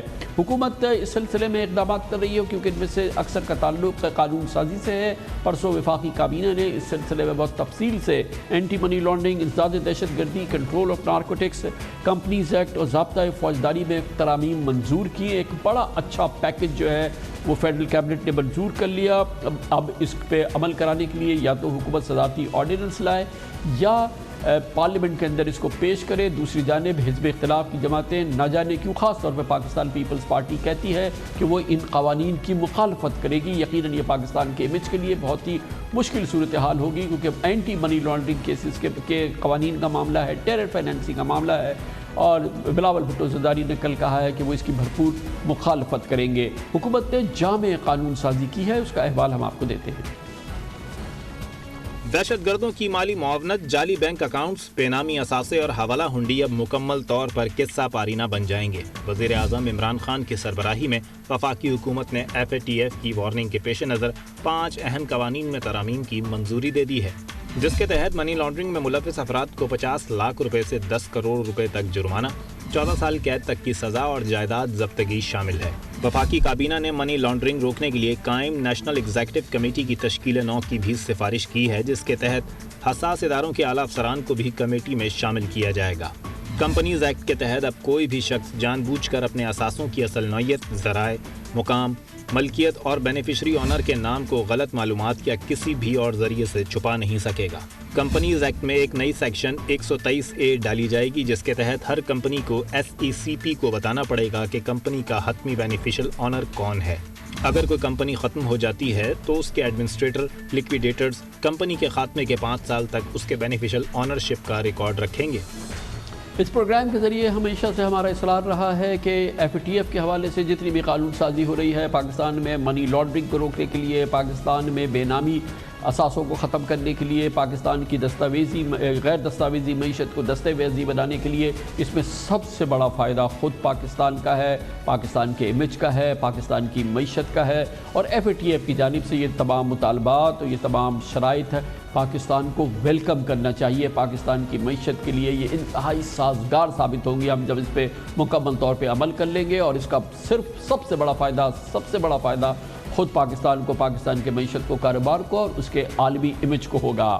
پاکستان اس سلسلے میں کس انداز سے آگے بڑھے گا اور کیا حزب اختلاف کی مخالفت ہوتی سازی کے حوالے سے تو حکومت اسے کیسے عبور کرے گی، ان تمام سوالوں کے جواب ہمیں دیں گے وفاقی وزیر اطلاعات و نشریات سینیٹر شبلی فراز ہمارے ساتھ ایک بار پھر موجود ہیں۔ بہت بہت شکریہ سینیٹر صاحب۔ فرمائیے گا کہ جو قانون سازی ہونی ہے اس کا جو مسودہ ہے کمپلیٹ جو اس کی تیاریاں کرنی ہے، نوک پلک جو ہونی ہے، وہ اب کابینہ سے منظور ہو گئی ہیں، یہ مرحلہ ہو گیا ہے، اب وہ ہمارے پاس ڈرافٹ تو ریڈی ہے۔ جی شکریہ کامران صاحب، ایک تو آپ نے بڑی تفصیل سے سب کچھ بتا دیا کہ اس ضمن میں کیا کیا پروگریس ہوئی ہے۔ آج ہمارا ایک جوائنٹ پارلیمنٹری کمیٹی جس میں اپوزیشن کے ارکان بھی تھے اور ہم بھی تھے، حکومت کے ارکان، تو اس پہ بحث ہوئی۔ اب اس میں جو ایک چیز آپ نے درست کہی کہ اس کا فائدہ پاکستان کو ہوگا، اس میں یہ تو خاص طور پہ پاکستان تحریک انصاف کا جو منشور ہے اس کی ان لائن ہے کہ جس میں ہم ٹرانسپیرنسی اور یہ جتنے بھی بے نامی اکاؤنٹس اور یہ ساری چیزیں ہیں، اس میں یہ ہماری ایک مددگار ثابت ہوگی۔ دوسرا یہ تھا کہ جو دیکھا اس میں بدقسمتی سے تاثر مجھے یہ ملا کہ حکومتی جو اپوزیشن کے ارکان ہیں وہ ایف اے ٹی ایف کے بل کو ایک قسم کے جوڑ رہے ہیں نیب کی بل کے امینڈمنٹس پہ۔ تو ظاہر ہے کہ یہ جو ایف اے ٹی ایف کا جو جو ریکوائرمنٹ ہے وہ تو پورے پاکستان کے لیے، اس کا اثر پاکستان پہ پڑے گا. تو یہ بڑی بدقسمتی ہوگی اگر اپوزیشن نے اس سلسلے میں اس پہ کوئی وہ کی سودا بازی کرنے کی کوشش کی، جس میں کہ وہ نیب کے لیے اپنے لیے کوئی فیوریبل ٹرمز اینڈ کنڈیشنز لے دیں اس کنڈیشن پہ کہ جی وہ فیٹ ایف میں ہمیں سپورٹ کریں گے. تو اس میں ایک تھوڑا سا تعطل ہوا ہے، لیکن پیر کو پھر دوبارہ ایک میٹنگ ہوگی جس میں کہ ہماری جو سٹینڈ ہے وہ یہ ہے کہ فیٹ ایف کو علیحدہ دیکھا جائے اور نیب کے لیے جو بھی ترامیم ہے اس پہ علیحدہ بحث ہو. یہ دونوں ایک دوسرے سے منسلک نہیں ہونی سینیٹر صاحب، اس میں ایک اعتراض جو میں نے جس کو میں نے دیکھا ہے، ایک سینیٹر احسن اقبال صاحب نے جو بات کی ہے اور بلاول بھٹو نے بھی اس کا ذکر کیا ہے کہ اس میں گرفتاری کے اختیارات دیے گئے ہیں بنا وجہ بتائے ہوئے کہ ایک مدت کے لیے جو ہے وہ گرفتاری کی جا سکتی ہے. بظاہر ایسا لگا کہ اس پہ سب سے زیادہ اعتراض ہے اور اس کی تو ایک ساؤنڈ وجہ لگتی ہے. دیکھیں بالکل جو ایسے قوانین، دیکھیں یہ قوانین کوئی آج کے لیے نہیں بنے، یا آج ہم حکومت میں، کل ہم اپوزیشن میں ہوں گے. کسی بھی قانون کی اگر غلط استعمال ہو تو ظاہر ہے کہ وہ قانون ٹھیک نہ ہوتا ہے اور نہ وہ ڈسکریمنیٹری ہوتا ہے. تو اس لیے اگر جو ریزنیبل باتیں ہوں گی تو وہ تو ہم اس کو بالکل قبول کریں گے اور ہم اس میں بالکل اوپن ہیں کہ جو بھی قانون بنے وہ صرف آج کے لیے نہیں بنتا اور نہ صرف آج کی اپوزیشن پہ لاگو ہوگا، کیونکہ آج ہم حکومت میں، کل ہم اپوزیشن میں ہوں گے. تو اس لیے جو ریزنیبل بات ہے اس پہ تو ہم بالکل بات کریں گے، لیکن دو چیزوں کو آپس میں جوڑنا، نیب لا پہ لے دے اور فیٹ ایف سے منسلک کرنا، میرا خیال ہے کہ یہ چیز یہ ہم نہیں مانیں گے. اور اس میں یہ بھی ایک امپورٹنٹ بات ہے نا کہ یہ جو ہم نے قوانین بنائے ہیں، میں 100% اس پہ یقین کرتا ہوں یہ پاکستان کی معیشت کے لیے، کاروبار کے لیے، ہمارے عالمی امیج کے لیے بے پناہ اس کے فائدے ہیں. لیکن یہ وہ ہیں جو کہ اگر ہم نے نہیں کیا تو پھر ہمیں ایف اے ٹی ایف جو ہے وہ ان چیزوں کو قبول نہیں کرے گی، کیونکہ یہ عالمی پیرامیٹرز ہیں جو طے ہیں. پوری دنیا کی جو آرگنائزڈ اکانومیز ہیں، جو ڈاکیومنٹڈ اکانومیز ہیں، وہاں پہ ان کو فالو کیا جا سکتا ہے. یہ ہماری چوائس نہیں ہے کہ ہم ان میں سے کچھ مانیں نہ مانیں. بالکل ٹھیک کہا آپ نے کہ 27 پوائنٹس جو ہمیں ملے جس پہ کہ 14 پہ ہم کمپلیٹلی عمل کر چکے ہیں اور کچھ ہی ایسے ہیں جو کہ لیجسلیشنز کی وجہ سے ٹھہرے ہوئے ہیں. تو ہم یہ سمجھتے ہیں کہ اس سے بالکل ملک کو، میں آپ سے ٹوٹلی ایگری کرتا ہوں کہ ملک کو فائدہ ہوگا، ہماری اکانومی زیادہ ٹرانسپیرنٹ ہوگی اور لوگ جو ہے تو زیادہ ڈاکیومنٹڈ اکانومی کی طرف جائیں گے جس سے کہ ملک کو فائدہ ہوگا. تو یہ چیز ہمیں اس میں ہمارے پاس درست کا چوائس نہیں ہے، یہ ہم نے کرنا ہے. اور اگر ایک ایسی چیز کرنی ہے جس سے کہ ہمارے ملک کو بھی فائدہ ہوتا ہے تو اس سے اچھی بات کیا ہو سکتی ہے. ہاں اس میں اگر کوئی ایسے پوائنٹس ہیں جو کہ مس یوز ہو سکتے ہیں یا ایک انریزنیبل ہیں، اس پہ ظاہر ہے کہ ہماری جو ٹیم جائے گی وہاں پہ اکتوبر میں، تو اس میں ظاہر ہے کہ کچھ چیز تو ہم جو وہاں پہ ان کے لوکل ریپرزینٹیوز بھی ہیں ان سے بھی ہم بات کریں گے کہ اس کا قانون کا جو اطلاق ہے وہ کوئی غیر منصفانہ نہ ہو اور وہ ایک ون سائیڈڈ نہ ہو. اس میں بالکل ہر ایک کو ایک ریکورس ہونا چاہیے کہ وہ اپنے لیے انصاف حاصل کر سکے. اور سینیٹر صاحب یہ بھی تو طے ہے نا، کیونکہ اکتوبر میں پیرس میں یہ میٹنگ ہونی ہے، اس سے پہلے بہرحال ہمیں یہ قانون کا مسودہ جو ہے منظوری کی کیفیت سے گزارنا ہے. ہم وہاں جا کے یہ تو نہیں کہہ سکتے نا کہ ہماری اپوزیشن جو ہے وہ نہیں مان رہی اور یہ ہم نہیں کر پائے، تو پھر تو اس کی ہمیں کاسٹ دینی پڑے گی. اس کے لیے تو ہمارے پاس یہ آپ کے پاس سب کے پاس آپشن اویلیبل ہوتا ہے کہ پھر اس کا پھر پریزیڈنشل آرڈیننس جاری کیا جائے. بہرحال یہ قانون تو ہم نے منظور کرنے ہیں. جوائنٹ سیشن میں بھی ہو سکتا ہے، وہ ایشو نہیں ہے، بٹ آئی تھنک کہ اپوزیشن کے پاس یہ ایک بہت ہی ایک اچھا موقع ہے کہ وہ اپنے آپ کو ریڈیم کرے، بجائے اس کے کہ وہ اپنی ایک ذاتی مفادات کے لیے ملک کے مفادات کو کمپرومائز کر لے. تو یہ نہ ہم ہونے دیں گے اور اس کو ہم نے ہر صورت میں آگے لے جانا ہے کیونکہ یہ ملک کے لیے بہتر ہے. اور یہ اس میں جس طرح آپ نے کہا ہمارے پاس چوائس نہیں ہے، ہم نے ان کو امپلیمنٹ کرنا ہے. جو بھی اگر ہم نے اپنے ملک کو گرے لسٹ سے نکالنا ہے، اور چوائسز یہ ہیں کہ آپ صرف گرے لسٹ میں نہیں بلکہ آپ بلیک لسٹ میں بھی جا سکتے ہیں، جس کا کہ ملک کی اکانومی ملک متحمل نہیں ہو سکتا. اس لیے جتنے بھی ہمارے اپوزیشن کے پارٹیز ہیں، میری ریکویسٹ ہوگی کہ وہ اس کو پاکستان کا مسئلہ سمجھ کے اس کو ڈیل کریں، نہ کہ اس کو کسی چیز کے ساتھ منسلک کریں، کیونکہ اس سے نقصان ملک کو ہوگا، صرف حکومت کو نہیں ہوگا. سینٹر صاحب اس میں تھوڑا یہ ایک اپڈیٹ بھی دے دیجیے، ریلیٹڈ ایشو ہے نیب کے حوالے سے، جو ترمیمی آرڈیننس انٹروڈیوس ہوا تھا وہ تو ایکسپائر ہو گیا ہے، back two square one NAB کی وہ صورتحال ہو گئی ہے، گو کہ حکومت بھی سمجھتی تھی کہ اس میں بڑی امینڈمنٹس کی ضرورت ہے، لیکن وہ آرڈیننس آیا اور وہ ختم ہو گیا اور پھر اسی صورتحال میں چلے گئے، جو کہ خود حکومت کے لیے بھی قابل قبول نہیں تھی اور وہ شاید پسندیدہ صورتحال نہیں ہے، اپوزیشن کے تو بہت ہی سیریس معاملات ہیں۔ یہ ایشو اب کہاں کھڑا ہے؟ آپ لوگوں کو اب اطمینان ہے جس کیفیت میں نیب کیا جو قوانین ہیں واپس چلے گئے اس ترمیمی آرڈیننس کے ایکسپائری کے بعد؟ جی دیکھیں، اس پہ بھی آج بات ہوئی ہے کہ منڈے کو ہمارا اجلاس دوبارہ ہو رہا ہے، جس میں کہ جو نیب کا جو ایک بیس ڈاکیومنٹ ہے وہ بھی شیئر کیا جائے گا اس سے پہلے اپوزیشن کے ساتھ، کہ وہ بھی اس کو پڑھ سکیں، اپنی تجاویز دیں۔ لیکن ایک بات طے ہے کہ اگر basic spirit of accountability compromise ہوتی ہے وہ ہرگز ہمیں ایکسیپٹیبل نہیں ہوگی۔ اس کی کچھ چیزوں پہ تو بات ہو سکتی ہے، لیکن جس طرح میں نے کہا کہ اس کی جو ہم بنیادی جو اس کا جو مقصد ہے اگر وہ حاصل نہ ہو تو پھر ہم اکاؤنٹیبلٹی کو، وہ ہماری پارٹی کا ایک مین سلوگن بھی ہے اور ہم اس میں بلیو بھی کرتے ہیں، اور ہم سمجھتے ہیں کہ وہ لوگ جنہوں نے اس ملک کو نقصان پہنچایا ہے، اس ملک کو بہت ہی مفلوج کیا ہے معاشی طور پہ، اداراتی طور پہ، تو ان کو کوئی چھوٹ نہیں ملنی چاہیے۔ وہ قوم کے مجرم ہیں اور اس ملک کے مجرم ہیں، تو اس کے لیے تو کوئی فلیکسیبلٹی نہیں ہونی چاہیے، کیونکہ اگر ہم نے اس میں فلیکسیبلٹی دکھائی تو یہ ملک آگے جا نہیں سکتا۔ بہت ہو گیا ہے اور ہم اس نہج پہ پہنچ گئے ہیں کہ جس میں ہم مزید اس کی متحمل نہیں ہو سکتے کہ جہاں پہ لوگ اکاؤنٹیبل نہ ہو، لوگ جواب دہ نہ ہو۔ تو یہ جو آپ کنسیشن کی بات کرتے ہیں کہ اپوزیشن اس کا کوئٹ پرو کیو چاہتی ہے، اس کے بدلے کچھ کیا چاہتی ہے، تو یہ بڑے بڑے کیسز ہیں اپوزیشن کی ٹاپ لیڈرشپ پہ، اس میں اشارہ یہ ہوتا ہے کہ اس میں کوئی کنسیشن چاہیے ان کو؟ دیکھیں، تاثر تو یہی ملتا ہے، ظاہر ہے کہ جو اپوزیشن کی کوشش ہے وہ یہی ہے کہ وہ اس صورتحال سے کتنا فائدہ اٹھا سکتی ہے، جو کہ میرا خیال ہے کہ ایک ملکی مفادات کو ذاتی مفادات پہ کمپرومائز کرنا میرا خیال ہے کہ یہ ایکسیپٹیبل نہ ہمیں ہوگا اور نہ وہ کر سکتے ہیں۔ ہاں یہ بات ضرور ہے کہ اس میں اگر کوئی ایسی، اگر ہم میوچولی سمجھتے ہیں کہ کمپرومائز کیے بغیر جو بنیادی اس کی جو اسپرٹ ہے اس میں اگر کوئی چیزیں چینج ہو سکتی ہیں تو بالکل وہ اس کے لیے ہم اوپن ہیں۔ اور لیکن ساتھ ہی ساتھ میں یہ بھی تھوڑا یاد دلاتا چلوں کہ دیکھیں جی، یہ حکومتوں میں، ماضی کی حکومتوں میں اگر 18ویں ترمیم ہو سکتی تھی، 19ویں ترمیم ہو سکتی تھی، تو اگر یہ اتنے سنسیئر تھے اپوزیشن والے تو یہ اس وقت اس کو بدل دیتے ہیں، لیکن انہوں نے ایک دوسرے کے لیے گڑھا کھودا جس میں کہ دونوں ایک دوسرے کو دھکا دیتے رہے اپنے وقت پہ۔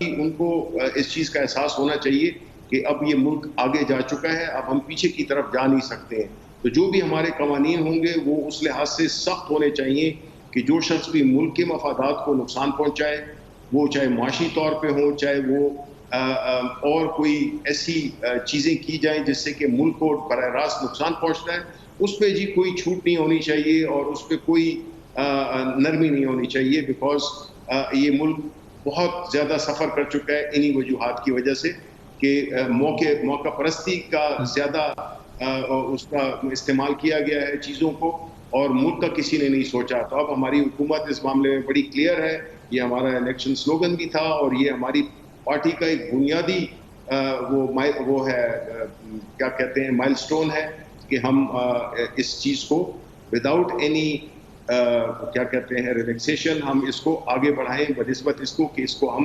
نرم کریں۔ بہت بہت شکریہ۔ وفاقی وزیر اطلاعات و نشریات سینیٹر شبلی فراز ہمارے ساتھ موجود ہے۔ کمرشل بریک، اس کے بعد ہم ذکر کریں گے سندھ کے دکھوں کا، اور آپ کو اندازہ ہونا چاہیے بلوچستان سے 19 سال بعد، پنجاب سے 13 سال بعد سندھ میں کمپیوٹرائزڈ وہیکل نمبر پلیٹس جاری کرنے کا فیصلہ کیا گیا ہے۔ ابھی ملیں گے نہیں، اس میں تو بہت ٹائم لگے گا۔ پنجاب میں تو 8 سال سے سیکیورٹی فیچر یعنی کہ کیمرہ ریڈیبل نمبر پلیٹس ہیں وہیکلز کی، اور سندھ میں ٹین کی پٹیوں کی نمبر پلیٹ ملتی ہے، وہ بھی آدھے لوگوں کو نہیں ملتی ہے۔ اربوں روپے اس میں وصول کیے گئے ہیں۔ بہت ہی دکھ بھری داستان ہے، آپ کے سامنے رکھتے ہیں چھوٹے سے وقفے کے بعد۔ کل بڑا زبردست دن تھا۔ سندھ کابینہ نے فیصلہ کیا ہے کہ سندھ میں بھی اب کمپیوٹرائزڈ وہیکل نمبر پلیٹس جاری کی جائیں گی۔ اس کی اہمیت اس انداز سے لگائی ہے کہ یہ کام बलूचिस्तान में सन 2001 में हो गया था। जी हाँ, आपसे 19 साल कबल। पंजाब में 2007 से ये अमल जारी है। इसके अलावा पंजाब में तो सिक्योरिटी फीचर्स वाली नंबर प्लेट जो कि कैमरा रीडेबल होती हैं, जो चिप के साथ इजरा किया जाता है, जिनका वो भी पिछले 8 साल से जारी हैं पंजाब में। ये पिछले 8 साल से कैमरा रीडेबल और ये जो हाईली जो यानी कि जो दुनिया की बेस्ट हो सकती हैं नंबर प्लेट्स उस लिहाज से है, और वो जारी हो चुकी है। इस्लामाबाद में पिछले साल से स्मार्ट नंबर प्लेट जारी हो रही हैं, लेकिन सिंध में वो शहर कराची में, सिंध में, जहाँ पर के जो कि सबसे ज़्यादा रेवेन्यू यानी कि 95% सिंध के रेवेन्यू में देता है, पंजाब सेंटर के लिए 60% रेवेन्यू देता है, यहाँ पे नंबर प्लेट्स नाम की समझिए कोई चीज़ नहीं है। टीन की पट्टियाँ दे दी जाती हैं, वो भी आधे लोगों को अब तक नहीं मिली है। 16 लाख में से आधे लोगों के पास वो भी नहीं है। लोग अपने हाथ से नंबर प्लेट बनाते हैं और लगा लेते हैं, और हुकूमत सिंध को इसकी कोई परवाह नहीं थी। आप अंदाज़ा लगाइए कि वो काम जो बलूचिस्तान में 19 साल पहले हो गया था, अब बात की गई है, सिर्फ इसका फैसला किया है कल सिंध काबीना ने कि ऐसा होना चाहिए। इसका पस मंज़र आपको बताते हैं। सूबाई वजीर मुकेश कुमार चावला की जेर निगरानी 12 साल से महकमा एक्साइज एंड टैक्सेशन की नाअहली की वजह से कराची में फैंसी, जाली, AFR और पुलिसरार नंबर प्लेट्स वाली गाड़ियां धड़ल्ले से सड़कों पर भागती दौड़ती नजर आती हैं, या फिर नई नवेली गाड़ियों के मुकद्दर में भी टीन की पतरियों वाली नंबर प्लेट है। ईपेक्स कमेटी की सिफारिश पर 2014 में सिक्योरिटी फीचर्ड नंबर प्लेट्स मुतारिफ कराने के लिए टेंडर्स तलब किए गए थे, लेकिन आज तक ये काम नहीं हो सका था। अब नई नंबर प्लेट से गाड़ियों की ट्रैकिंग और डेटा हासिल करना आसान होगा। इनमें RIFD यानी ट्रैकिंग चिप मौजूद होंगी। नंबर प्लेट्स के 5 सिक्योरिटी फीचर्स में लेजर सीरियल नंबर और मोनोग्राम शामिल होगा, जिसकी मदद से ये नंबर प्लेट्स कैमरा रीडेबल होंगी। लेकिन सवाल ये पैदा होता है कि बेहतरीन सर्वेलेंस सिस्टम और मखसूस कैमरों से ही ये डेटा हासिल किया जा सकेगा। Apex committee Karachi safe city programme के क़याम पर ज्यादा जोर देती रही है। सुप्रीम कोर्ट भी 4 साल पहले शहर के अंदर फौरी तौर पर 10,000 कैमरे लगाने का हुक्म दे चुकी है, लेकिन आज तक कराची सेफ सिटी मंसूबे पर कोई अमली काम नहीं हो सका है। नतीजतन 10,000 कैमरों की तनसीब का तखमीना 10 अरब रुपए से बढ़कर 22 अरब रुपए तक पहुंच चुका है, लेकिन मंसूबा ताहाल मंजूरी के मरहले में दाखिल नहीं हो सका। जो सूबाई हुकूमत अपनी गाड़ियों में, अपने यहाँ सूबे में व्हीकल्स को नंबर प्लेट जारी ना कर सके, वो क्या सेफ सिटी बनाता, वो क्या सर्वेलेंस कैमरास लगाता। तो दुनिया में तो क्या, पाकिस्तान में भी बड़े बड़े शहरों में तमाम सूरत हाल मौजूद है, इवन कोयटा बलूचिस्तान के अंदर मौजूद है। तो वो सुप्रीम कोर्ट का ऑर्डर, एपेक्स कमेटी के फैसले कि सिंध में, कराची में कैमरे लगाए जाएँ, सर्वेलेंस कैमरे लगाए जाएँ, उस पर अमल दरामद तो बहुत दूर की बात है। सबसे मज़े की बात यह है कि इसके बावजूद ये कब नंबर प्लेट से बननी शुरू हो जाएंगी, कब इजरा शुरू हो जाएगा, इसका कोई फैसला नहीं हुआ है। अभी भी सिर्फ ये बातें हुई हैं, अभी भी दूर दूर तक इसका कोई वजूद नहीं है कि कब बने, किस किस्म की बने। काबीना ने उसके लिए कमेटियां बना दी हैं।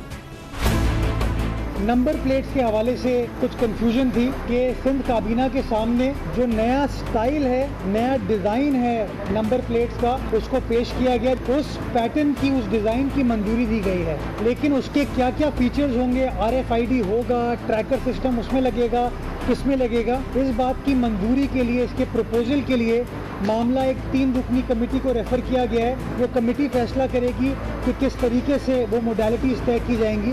देखें, उसमें एक मुकम्मल तौर पर मैकेनाइज्ड और जो एडवांस तरीके का उसमें सिस्टम जो है वो मौजूद है, लेकिन अभी उसकी कोई अप्रूवल आज नहीं हुआ। उसके लिए मजीद एक कमेटी बना दी गई है कि उसके बाद उसको अप्रूव किया जाएगा। लेकिन एक और भी मैं आपको अर्ज करूं, मे बी उसके लिए मुकम्मल तौर पर ब्रीफिंग नहीं हुई। एक्साइज मिनिस्टर साहब से कहेंगे कि प्रॉपर तरीके से आपको ब्रीफ करें ताकि आपको इस नंबर प्लेट की अफादियत का इल्म हो। इस मौजू पर मज़ीद बात करते हैं, हमारे नुमाइंदे ख़ुसूसी इख्तियार खोकर हमारे साथ मौजूद हैं। तो खोकर साहब, फिर हुआ क्या काबीना में? ये जब आगे सब कमेटियां बननी हैं, ये सारा कुछ होना है, 12 साल से पीपल्स पार्टी की हुकूमत है, ये जब 12वें साल में अब जो है ये कमेटीज़ के पास गया मामला कि ये किस तरह की नंबर प्लेट्स होंगी, तो फिर फैसला क्या हुआ काबीना में? हाँ जी खान साहब, काबीना में तो उसूली तौर पर यह फैसला हुआ कि ये नंबर प्लेट जो है वज़ारत दफ़ा का इदारा है NRTC, उससे ख़रीदी जाएगी और इसके लिए कोई टेंडर नहीं होगा, ये गवर्नमेंट टू गवर्नमेंट होगा, जो कि कौमी इदारा है। पंजाब और इस्लामाबाद में भी इसी इदारे से नंबर प्लेट दी जा रही। लेकिन ये बहुत दिलचस्प बात है कि ये तय नहीं हुआ कि इन नंबर प्लेट्स का रेट्स क्या होगा, इसका ठेका कंपनी को कब दिया जाएगा और ये नंबर प्लेट्स लोगों को कब मिलेंगी। इसलिए मामला जो है ना, दोबारा जो फाइनेंस की स्टैंडिंग कमेटी है, कैबिनेट कमेटी है, उसके हवाले किया गया है कि वो उसका रेट तय करेगी कि इस नंबर प्लेट में कितने फीचर्स होंगे और उसका रेट क्या होगा। अब वो कमेटी कब बैठती है, कब वो फैसला करती है, उसके बाद मुआहदा होगा। और उससे पहले हमारे ये मतलब इन्फॉर्मेशन है, क्योंकि ये मामला एक कौमी इदारा है NRTC, तो सिंध हुकूमत के जिस किस्म के मामलात होते हैं तो इस इदारे से करना उनके लिए मुश्किल होगा। तो ये भी हो सकता है कि कोई आदमी कोर्ट में चला जाए और इस मामले को मतलब चैलेंज करे और ये मामला फिर रुक जाए। हम उम्मीद अच्छी करते हैं कि अल्लाह का काम हो जाए। लेकिन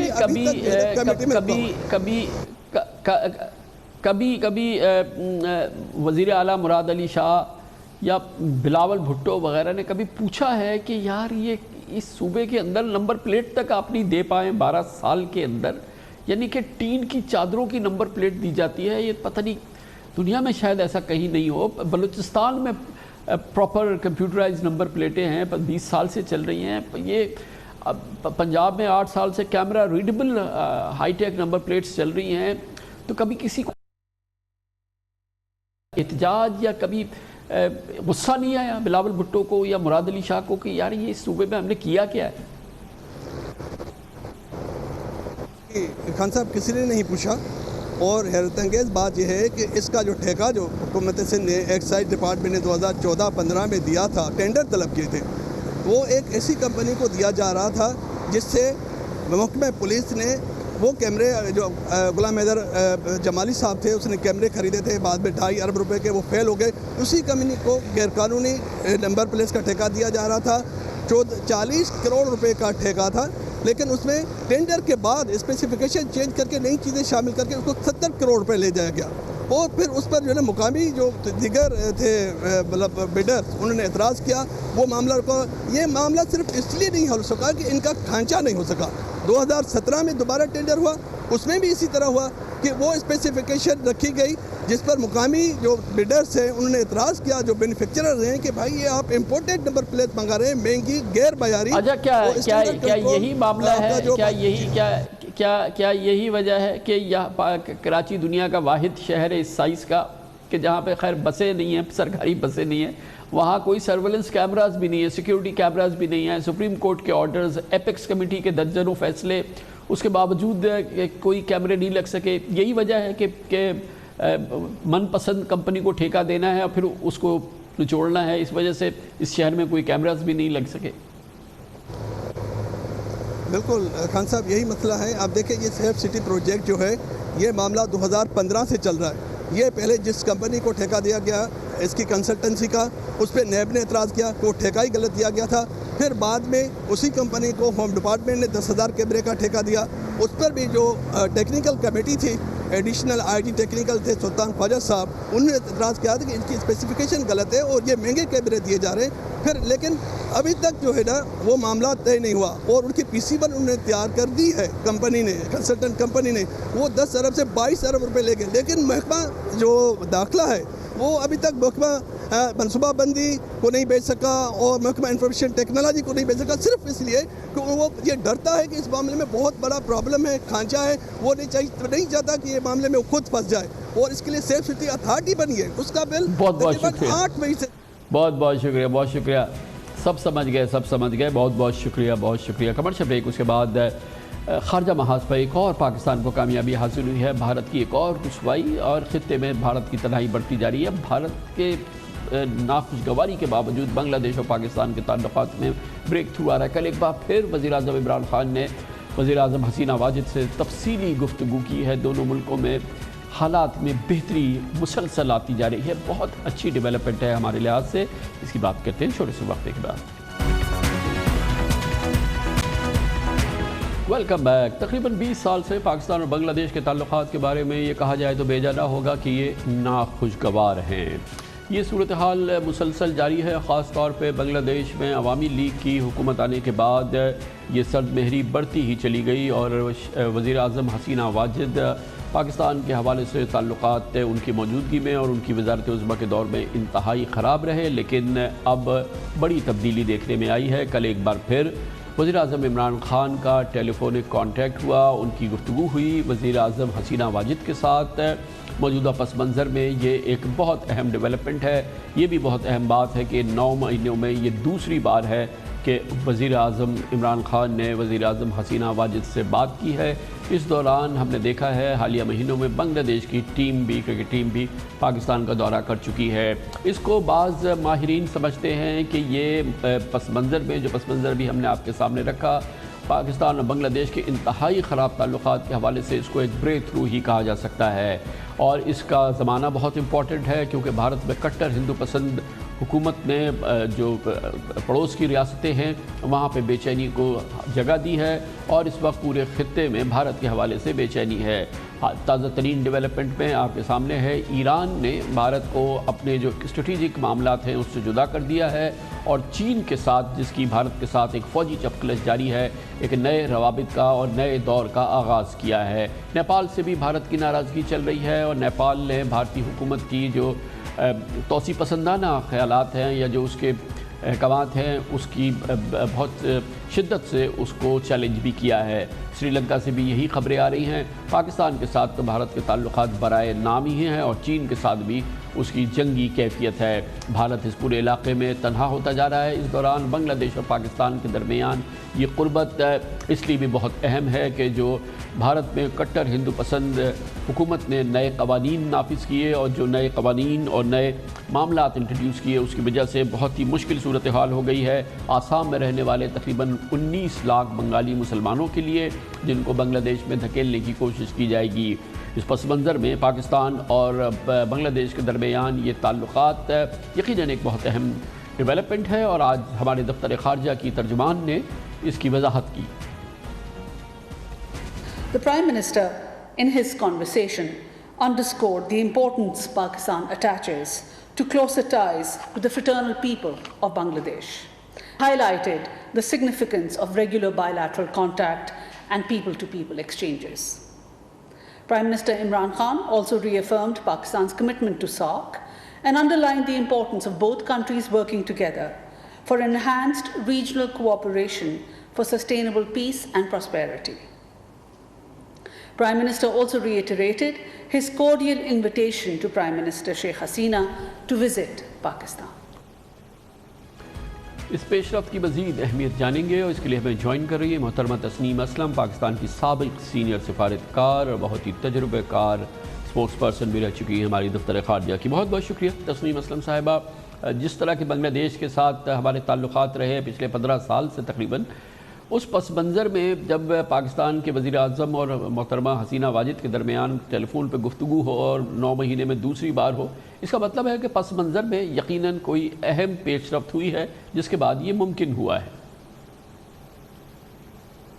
دیکھیں، یہ ایسا نہیں ہے کہ بنگلہ دیش کے ساتھ پاکستان کی انگیجمنٹ کمپلیٹلی ختم ہو گئی تھی۔ دونوں ممالک کے درمیان ڈپلومیٹک ریلیشن تھے۔ ابھی آپ نے خود مینشن کیا کہ ان کی کرکٹ ٹیم یہاں آئی، تو یہ چیزیں تو ویکیوم میں نہیں ہو جاتی، کانٹیکٹ ہوتے ہیں، بات چیت ہوتی ہے، تبھی ہوتا ہے۔ اور ٹھیک ہے، جو وہاں پہ ایک پرو پاکستان کو جو پھانسیاں دینے کا ایک عمل تھا، جو پالیسی تھی، اس کی وجہ سے تھوڑا سا بھارت اس میں کوشش کر لے، جو لوگوں کے لیے ایک دوسرے کے لیے سینٹیمنٹس ہیں یا جو وہ ایک دوسرے کے کلوز فیل کرتے ہیں، وہ چیزیں ختم نہیں ہو سکتی۔ ایک وقت تھا کہ ہم ایک ملک سے کامن ہسٹری کی، کامن اسٹرگل کی تھی۔ پاکستان موومنٹ میں بنگالیوں کا لیڈنگ رول تھا، وہ کامن ہسٹری، وہ سب چیزیں ختم نہیں ہو۔ لیکن اب آپ کو کیا لگ رہا ہے تسنیم اسلم صاحبہ، واٹ نیکسٹ؟ اب جب کہ یہ برف پگھلی ہے اور پرائم منسٹر عمران خان اور حسینہ واجد کی بات چیت ہوئی ہے، تو یہ بات چیت تو نہیں ہوگی، کچھ اس میں مزید ٹینجیبل موومنٹ ہونی چاہیے نا، پازیٹیو؟ دیکھیں، آہستہ آہستہ بہت چیزوں پہ یوفورک نہیں ہونا چاہیے۔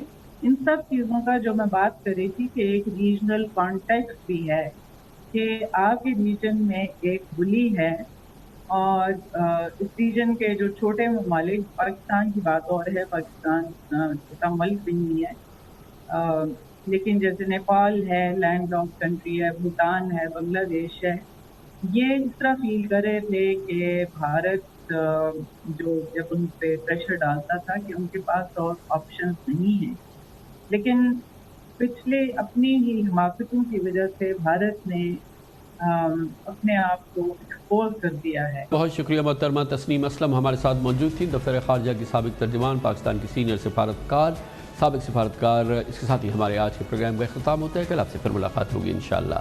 کل تک کے لیے کامران خان کو اجازت، اللہ حافظ ناصر۔